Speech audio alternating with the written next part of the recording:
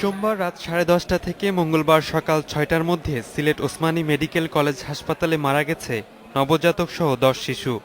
শিশু ওয়ার্ড সহ 3টি ওয়ার্ডে ভর্তি ছিল তারা।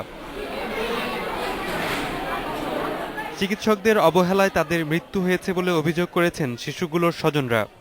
ডাক্তারের ঘুম থেকে তোলা হয় না, যাও তুললাম ডাক্তারের ঘুম থেকে তোলা পরে এখন দেখো রুগী দেখার সময় নেই, সকালে আইও 10টার সময়। আমি রুগী যদি এখন মারা যায়, মারা গেলে তো মারা যাইব। ওই যে নার্সগুলো আসলে তারা হইতে যে তারা চিকিৎসা যেগুলো করতে, তারা যার দায়িত্ব করতে এখন আর জানে না, তারা আর চিকিৎসা করতে না, এই কারণে বাচ্চারা মারা গেছে। হাসপাতাল কর্তৃপক্ষ বলছে, জন্মগত জটিলতা, মারাত্মক সংক্রমণ, অপুষ্টি ও নিউমোনিয়ায় মারা গেছে শিশুরা।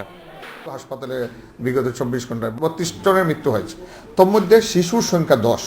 তখনই আমাদের টনক নড়েছে।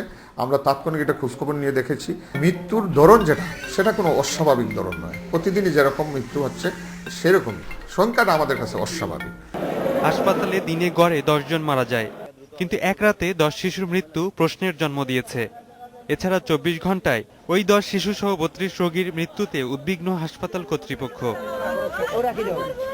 রাকিব খান, ইন্ডিপেন্ডেন্ট।